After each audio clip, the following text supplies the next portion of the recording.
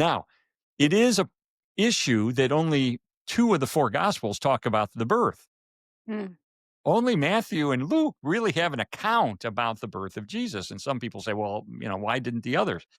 Well, not every gospel reports everything that everybody else has already reported or will report or whatever. Mark starts his gospel later in the life of Jesus, so he doesn't include the birth story. But interestingly, there is a passage in Mark where I think it's Mark 7, verse 3, where Mark, and this, of course, Mark is recalling the recollections of Peter, who was in the inner circle. He refers to Jesus as being Mary's son. Well, you wouldn't do that in Jewish culture. It would always be the father, always be Joseph's son. Even if Joseph were deceased at the time, you would always refer to the child as the father's son, as Joseph's son. But he, in Mark 7:3, he refers to Jesus as Mary's son. And to me, that's kind of a wink to the fact that, yeah, I know this was an unusual birth, that Joseph was not his natural father.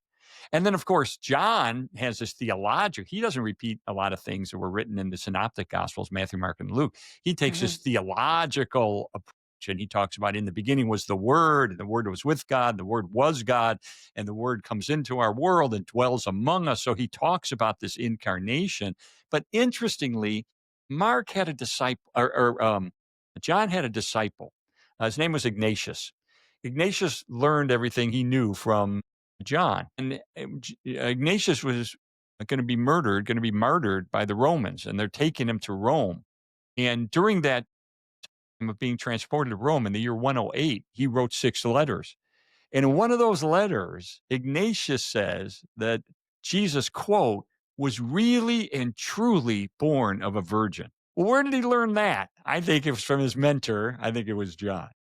That's interesting. I haven't heard that one before. I love how when I think it's so important to study the culture of the Bible, like and Yes. know what was actually happening in those times, because then it all starts to come together a little more. And some of those questions are kind of naturally answered, the ones that we had. Yes. Because we so often look at the Bible through an American lens in 2025, Yes. and then it doesn't make any sense. Right. And or we kind of put our own frame on it. We're like, that might actually not be what Jesus was saying there. But Yes. it's just Yes. when you put it into that time, in that culture, you're like, okay, now I understand what they Now were it saying. adds But up. it's hard to do. Yeah. Yeah. Yeah. So I appreciate all that insight.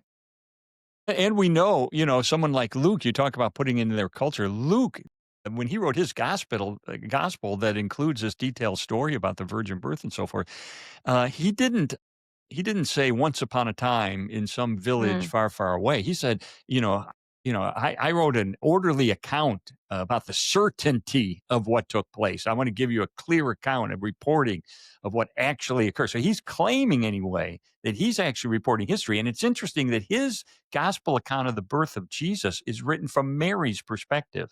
hmm. So if you notice, Mary is mentioned more in Luke's account than in Matthew's account.